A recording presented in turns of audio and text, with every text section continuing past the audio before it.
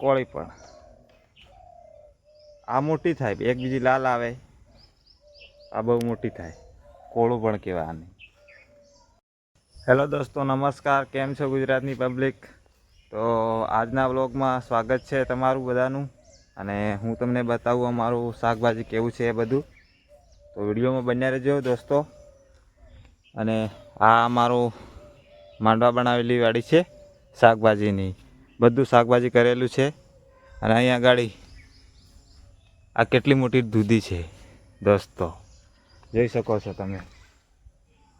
2-2 કિલોની હશે. આ 2-2 કિલોની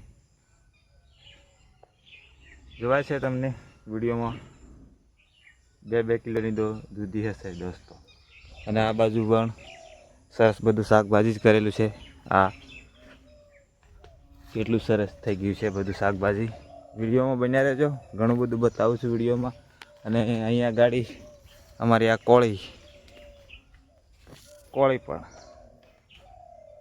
આ મોટી થાય, એક બીજી લાલ આવે, આ બહુ મોટી થાય, કોળું પણ કહેવાય આને. અને પાછળ છે કરેલા, આ તુરિયા અને સીબડું પણ તમને બતાવું. આ છે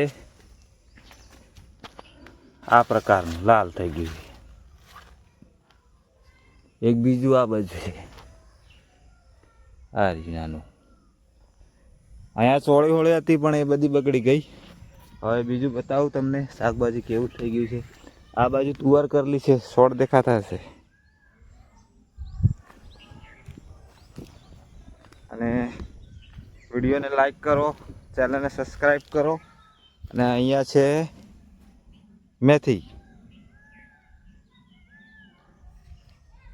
મેથી કરેલી છે આમાં. આ ટામેટા અમારા આટલા મોટા થઈ ગયા છે વ્યવસ્થિત. અને ટામેટા પણ લાગે છે હવે.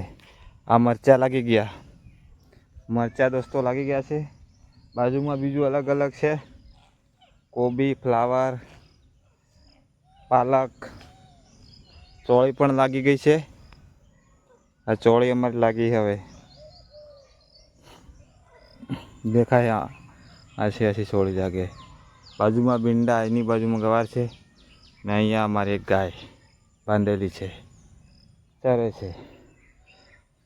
ગલગોટા પણ મસ્ત થઈ ગયા છે, મોટા મોટા. આ રીંગણાના ફૂલા બહુ હવે આવે છે. ને આ બાજુ શંકરિયા.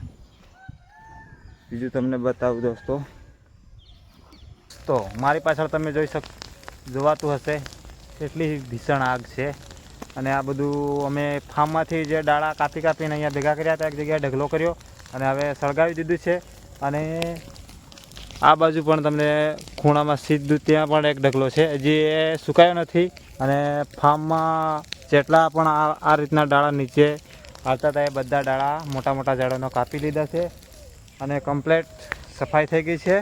હજી ખાલી 10 જેવા ઝાડ બાકી છે. તો એ પણ 2 દિવસમાં કાપી નાખશું ડાળા. અને કમ્પ્લેટ સાફ સફાઈ થઈ ગયા પછી એ પણ ઢગલો કરીને બાળી દઈશું. તો વિડીયોમાં બન્યા રહેજો દોસ્તો. આગળ હજી હું કંઈક બીજું બતાવું તમને.